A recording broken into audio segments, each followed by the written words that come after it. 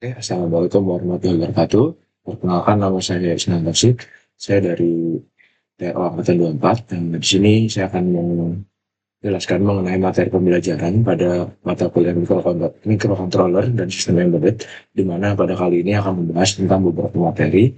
Yang pertama ada GPIO, yang kedua ada interrupt timer, yang ketiga ada UART atau serial, yang ketiga ada ADC, terus yang keempat ada DAC atau coherent. Terus ada juga di yang keenam itu ada I2C, terus yang ketujuh ada SPI storage, yang ke-8, 9, 10, 11 itu mengenai FreeRTOS, di mana yang ada FreeRTOS tentang task, quiz, semaphore, dan timer notification, dan memory advance. Dan yang terakhir ada network itu sendiri. Oke, mungkin PPT-nya akan saya bagi tiga, dikarenakan eh, terlalu banyak, jadi saya menambahkannya berbeda-beda template. Jadi untuk yang kali ini untuk pembahasannya mengenai modul 1 hingga modul 3 terlebih dahulu. Mungkin kita langsung aja di modul. GPIO sendiri ini merupakan general purpose input atau output, di mana ini merupakan antarmuka fundamental yang menjadi jembatan antara CPU microcontroller dan dunia fisik, di mana GPIO ini memungkinkan microcontroller membaca sinyal eksternal, baik itu input seperti sensor dan tombol, serta mengontrol perangkat output seperti LED maupun monitor.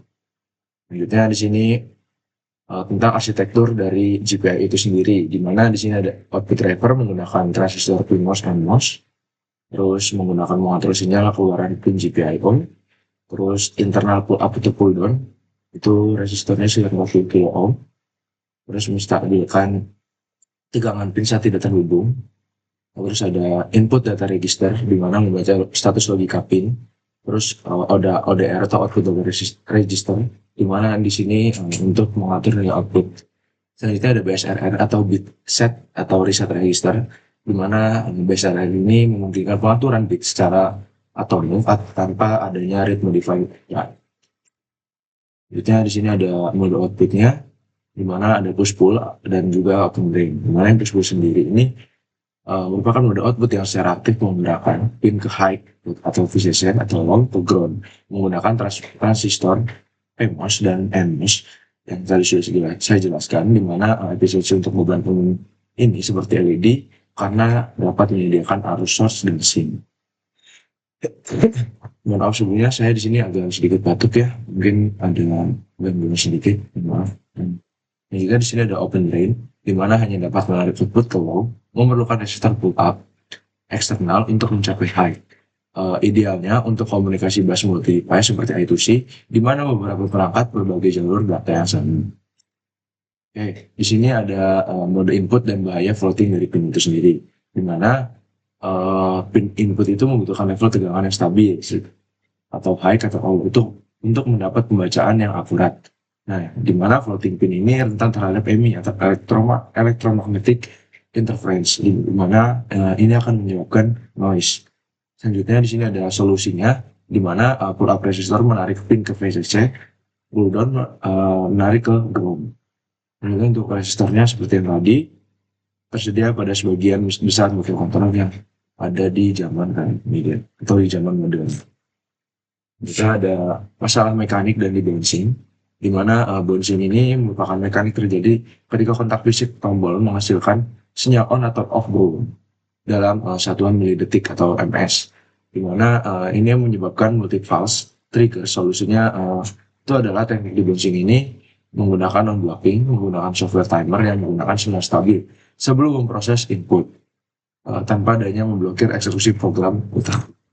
Oke, di sini ada polling dan interrupt. Apa itu polling dan apa itu interrupt? Yang pertama di sini ada polling sendiri. Polling itu merupakan CPU secara terus-menerus memeriksa status perangkat dalam looping. Nah, metode ini membuang siklus CPU dan tidak efisien untuk aplikasi yang membutuhkan respon cepat atau penghematan daya. Nah, selanjutnya interrupt sendiri. Interrupt ini merupakan pendekatan hardware driven, di mana CPU-nya hanya merespon saat ada event, di mana interrupt ini lebih hemat energi dan meningkatkan responsivitas sistem karena CPU tidak terus aktif memeriksa status perangkat. Oke, Selanjutnya ada arsitektur interrupt, di mana di sini ada NVIC atau Nested Vector Interrupt Controller adalah merupakan komponen inti pada mikrokomponen STM32 yang berfungsi mengelola semua interrupt ya secara efisien. Nah, selanjutnya NVIC ini mendukung preemption, di mana interrupt prioritas tinggi dapat menginterupsi interrupt prioritas rendah yang sedang berjalan. Jadi ada tingkatannya. Jadi ada interrupt yang tinggi, prioritas yang tinggi, dan prioritas yang rendah. Selanjutnya ada manajemen prioritas bertingkat, memungkinkan penanganan multiple interrupt secara simultan atau dengan urutan yang tepat. Dan yang terakhir ini ada latensi rendah, di mana respon cepat terhadap event hardware dan meningkatkan efisiensi dan responsivitas sistem. Selanjutnya di sini ada beberapa hardware timer.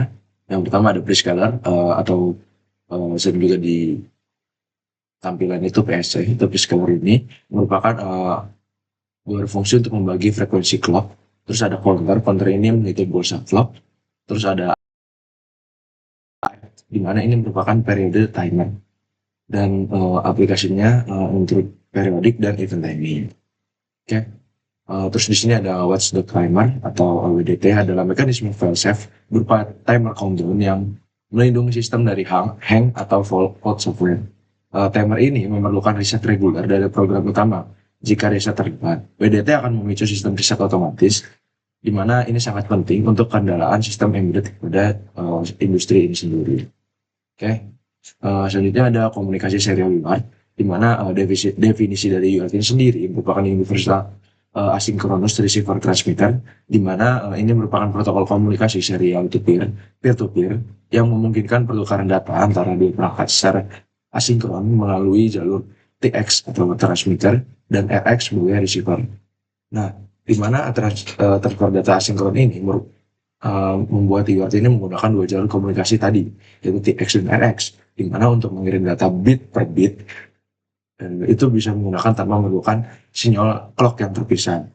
Nah, kedua perangkat ini harus menyepakati baud rate atau menyelaraskan baud rate-nya itu sendiri, di mana untuk komunikasi ini berjalan lancar dan untuk bisa sinkronisasi data yang secara akurat. Oke. Selanjutnya ada struktur frame UART, di mana di sini ada 4, yang pertama start bit, data bit, parity bit, dan stop bit, di mana dari yang start bit ini sendiri merupakan sinyal awal dari transmisi. Terus data bit merupakan 8 bit data payload, parity bit merupakan deteksi error opsional. Terus selanjutnya ada stop bit merupakan format 8N1 standar. Oke, next. Sini untuk analisis. Nah, jadi dari ketiga materi itu kita mendapatkan kesimpulan di mana mendapatkan analisis di mana ring buffer adalah struktur data sirkular yang menyimpan data, sementara secara efisien tanpa perlu menggeser elemen. Terus ada pointer head dan tail, bergerak melingkar menghindari fragmentasi memori dan overhead alokasi dinamis. Lanjutnya ada interrupt driven reception, kemungkinan CPU merespon data masuk secara real time tanpa polling terus menerus. Terus ada kombinasi ring buffer dan interrupt meningkatkan throughput dan reliabilitas komunikasi UART secara signifikan. Nah, dari ketiga materi tersebut kita mendapatkan kesimpulan di mana modul ini telah membahas 3 kondisi penting, di mana yaitu ada GPIO sebagai jembatan antara CPU dan dunia fisik. Selanjutnya ada interrupt dan timer untuk efisiensi sistem, serta UART untuk komunikasi serial. Nah, oke. Kita mungkin langsung ke materi selanjutnya di sini.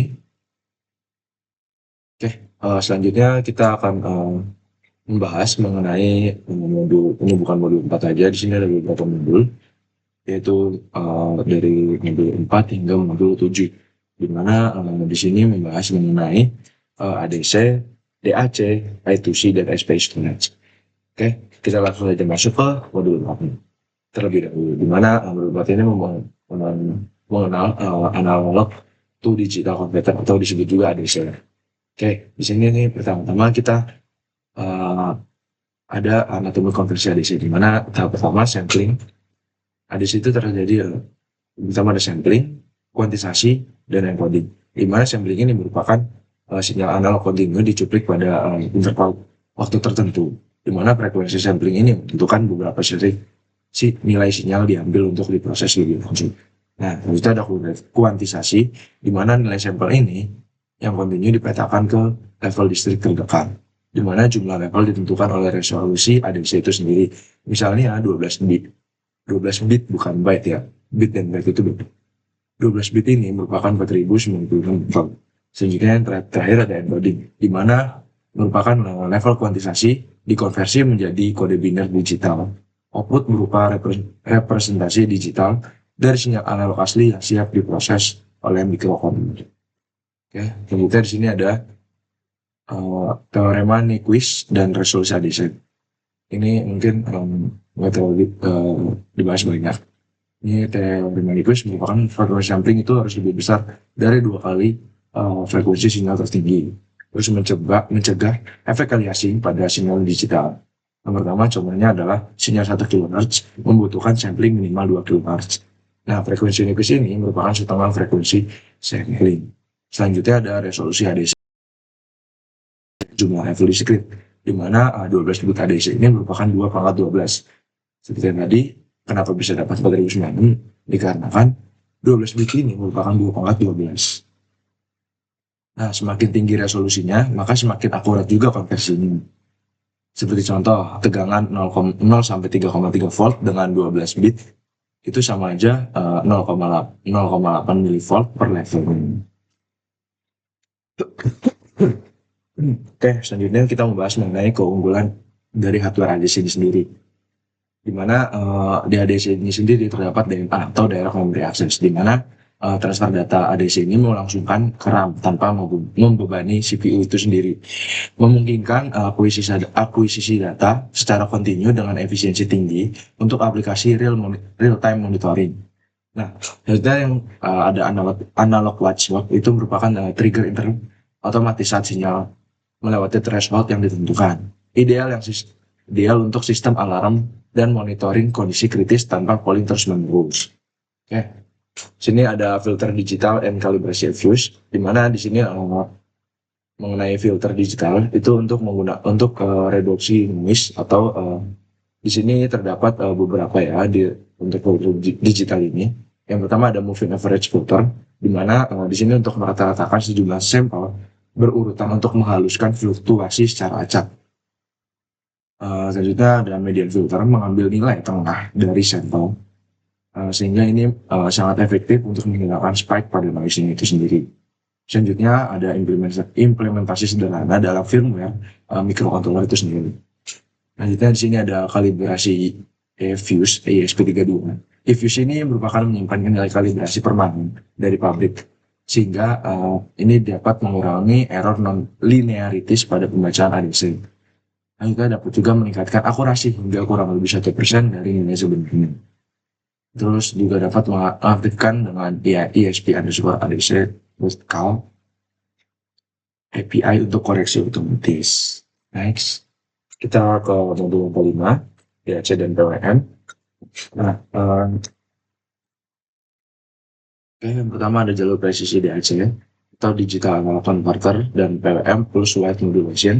Di sini untuk yang pertama jalur presisi DAC ini di mana dia menghasilkan tegangan analog kontinu secara murni. Terus outputnya itu memiliki voltage bervariasi secara halus dan presisi, sehingga ini ideal untuk diaplikasikan pada audio dan instrumentasi, di mana DAC ini tidak memerlukan filtering tambahan. Makanya jika kita punya earphone berkabel itu juga kita memerlukan DAC. Terus salah satu selanjutnya ada jalur ilusi PWM, di mana jalur ini merupakan menciptakan efek analog melalui modulasi duty cycle, di mana di sini PWM ini memanfaatkan efek inersia beban pada motor maupun LED, di mana PWM ini memerlukan filter RC untuk output tegangan yang rata atau stabil. Nah, di mana ini PWM ini juga memiliki kelebihan di mana lebih hemat biaya untuk kontrol biayanya itu sendiri. Oke, nah prinsip kerja dari PWM ini terdapat ada 3 di sini, duty cycle, aplikasi PWM, dan tegangan rata-rata. Nah, dari duty cycle ini merupakan rasio waktu on terhadap periode total sinyal, di mana rumus duty cycle ini itu di mana waktu nyalanya itu dibagi dengan periode total dikalikan 100%. Nah, semakin tinggi duty cycle-nya, maka semakin besar juga tegangan rata-rata output-nya. Terus pengaplikasikan PWM. Nah, kontrol kecepatan motor DC aplikasi PWM ini dapat kita gunakan pada kontrol kecepatan motor DC dengan mengatur duty cycle untuk variasi torsinya itu sendiri. Terus ada LED dimming untuk mengatur intensitas cahaya secara halus, di mana dan yang ketiga ada kontrol pemanas dan sistem pengaturan daya lainnya. Itu contoh beberapa aplikasi PWM. Terus tegangan rata-rata merupakan output proporsional dengan duty cycle, di mana kita mengambil contoh di mana PWM memiliki 5 volt dengan duty cycle 50%, maka menghasilkan tegangan rata-rata 2,5 volt. Nah, prinsip ini memungkinkan kontrol analog dari sistem digital. Oke, kita selanjutnya di filter RC, di mana filter RC ini untuk pseudo DAC, di mana filter RC low pass mengubah pusat PWM menjadi tegangan analog yang stabil. Nah, di mana prinsip kerjanya sederhana. Resistor membatasi arus pengisian kapasitor, sementara kapasitor menyimpan energi dan meratakan fluktuasi tegangan. Ini dikali R kali C, resistor kali kapasitor menentukan seberapa halus output yang dihasilkan. Semakin besar nilai T-nya ini, maka semakin rendah juga ripple pada tegangan output, namun respon terhadap perubahan duty cycle menjadi lebih lambat. Pemilihan nilai resistor dan kapasitor ini harus mempertimbangkan frekuensi dari PWM itu sendiri dan kebutuhan dari aplikasinya. Selanjutnya di sini kita pengaplikasian kontrol motor servo, kontrol servo dan motor DC. Di mana untuk kontrol servo ini SG90, di mana memiliki sinyal PWM yang presisi pada STM32, memiliki periode dan duty cycle seperti berikut. Ini perbedaannya ya. Untuk aplikasinya untuk servo ini sendiri dari robotika, gimbal, dan aktuator lainnya. Sedangkan untuk kontrol motor DC ini pada konveyor dan robot yang bergerak. Next, kita bahas mengenai modul 6, di mana di sini mengenai komunikasi I2C dan sensor.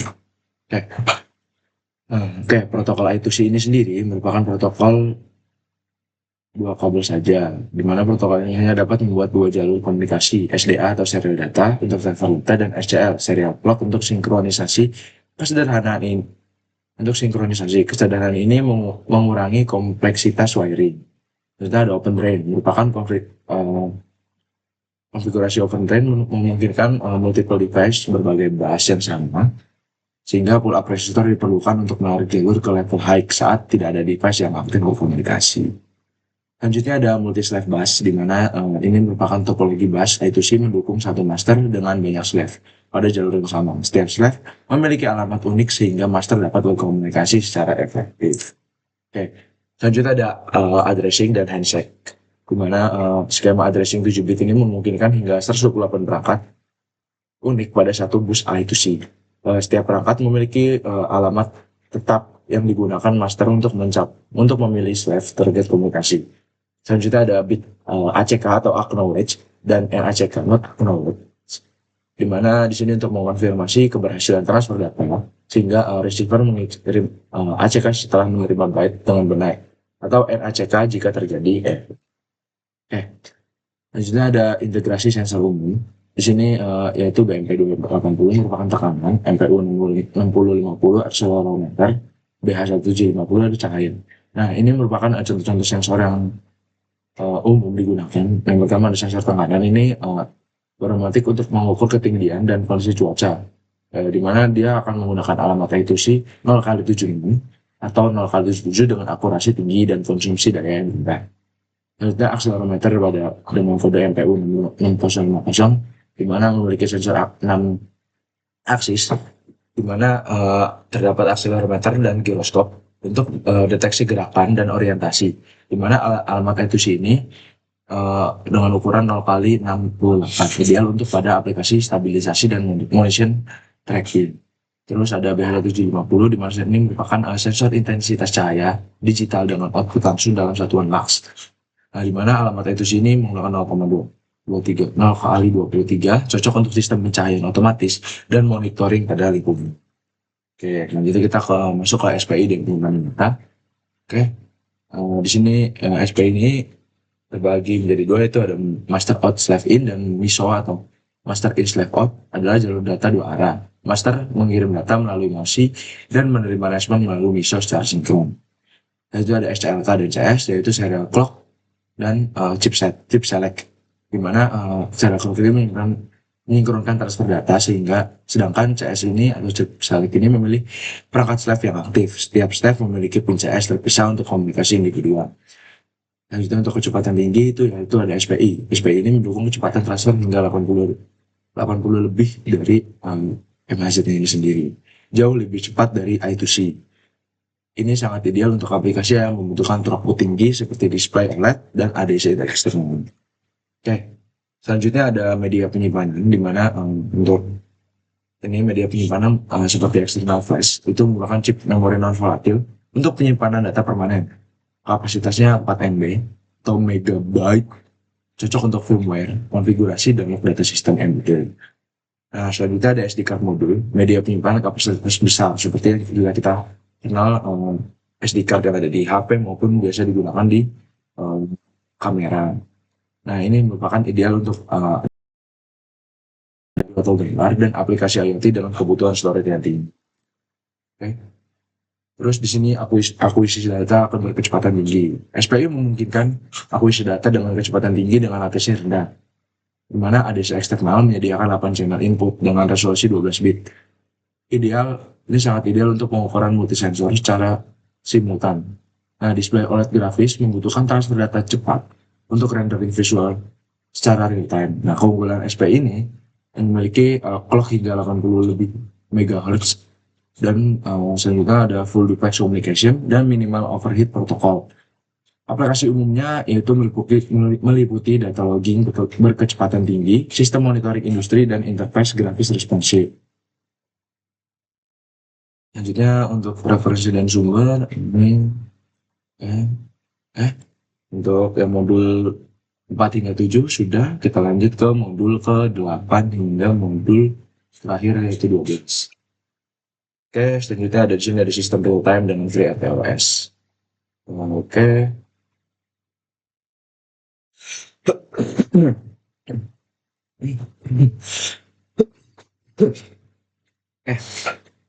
Kita mengenal terlebih dahulu FreeRTOS itu apa. FreeRTOS ini merupakan sistem real time, adalah sistem yang merespon dalam batas waktu tertentu. FreeRTOS ini adalah kernel real time open source yang mengelola eksekusi task secara efisien, sehingga dapat melakukan multitasking. Multitasking ini memungkinkan beberapa task berjalan bersamaan secara virtual.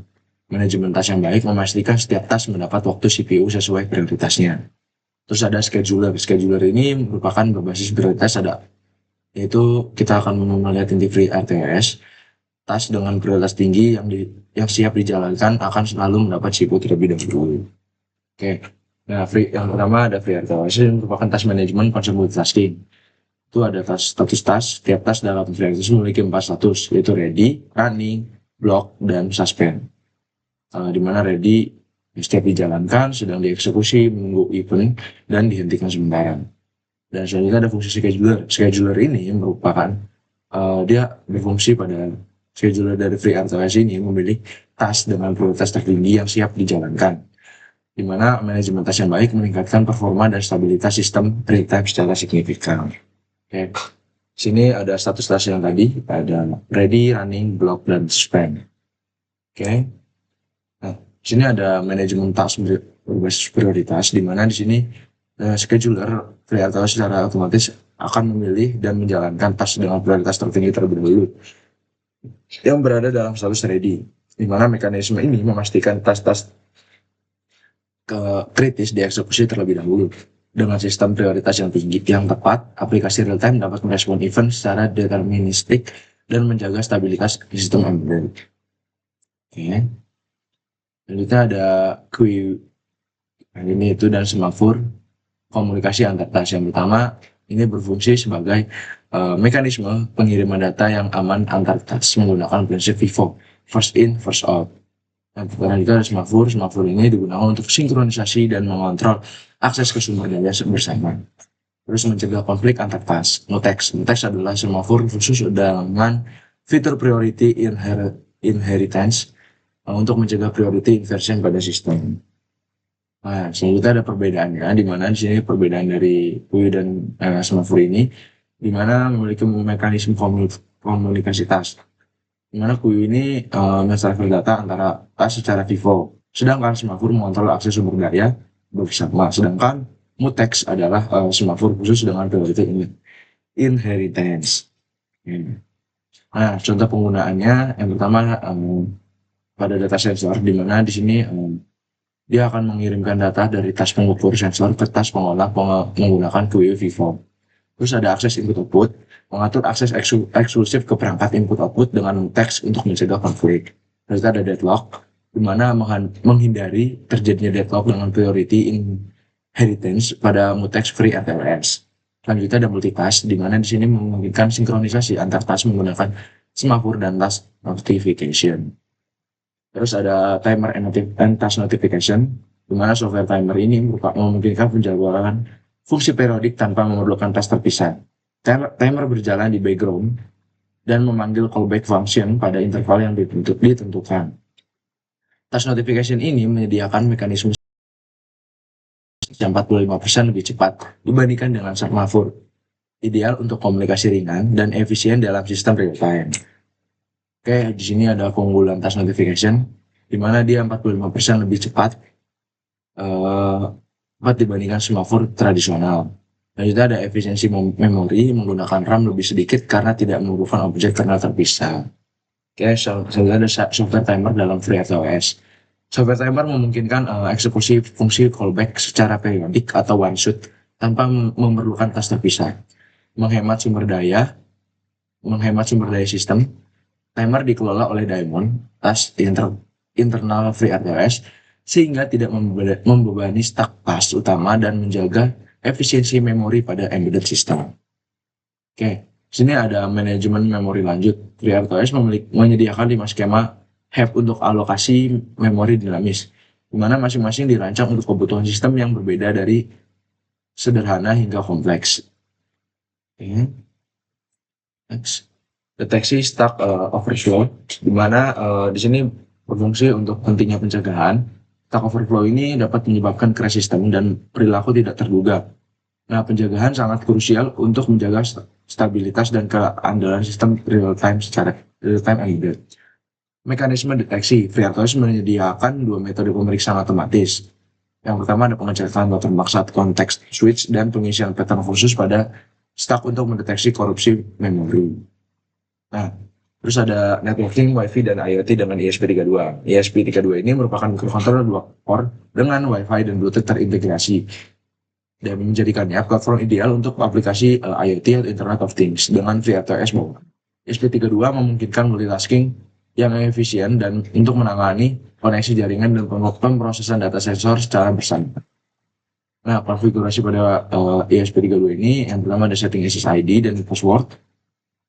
Terus ada koneksikan ke router agar dapat terhubung dengan internet. Selanjutnya ada manajemen status untuk monitoring status koneksi dengan Wi-Fi. Terus ada troubleshooting untuk mendiagnosis masalah koneksi, timeout, kurang password, dan sinyal yang lemah dan juga lag logging. Selanjutnya ada pengiriman data sensor ke cloud, di mana HTTP ini menyediakan komunikasi request response sederhana untuk pengiriman data sensor ke server cloud dengan protokol yang familiar dan mudah diimplementasikan. Selanjutnya MQTT. MQTT adalah proses like wake, publish, subscribe yang ideal untuk IoT dengan bandwidth rendah, mendukung quality of service dan komunikasi real time yang efisien. Selanjutnya ada WebSocket. WebSocket memungkinkan komunikasi bidirectional full duplex untuk monitoring real time, cocok untuk dashboard IoT yang memerlukan update data instan. Selanjutnya ada integrasi IoT dalam sistem real time. Di mana di sini ada tas sensor, sinkronisasi arsitektur tas komunikasi. Nah, tas khusus untuk membaca dan mengolah data dari berbagai sensor secara periodik. Terus QI ini dan Semaphore mengkoordinasikan pertukaran data antara tas dan dengan aman. Terus ada tas komunikasi, tas terpisah menangani pengiriman data ke cloud via Wi-Fi, HTTP, atau MQTT. Arsitektur merupakan desain modular memisahkan logika sensor, komunikasi, dan kontrol sistem. Oke, mungkin itu saja untuk pembahasan materi mengenai sistem praktikum sistem embedded ini tentang ke-12 materi itu. Mungkin itu saja yang dapat saya sampaikan, kurang lebihnya maaf. Assalamualaikum warahmatullahi wabarakatuh.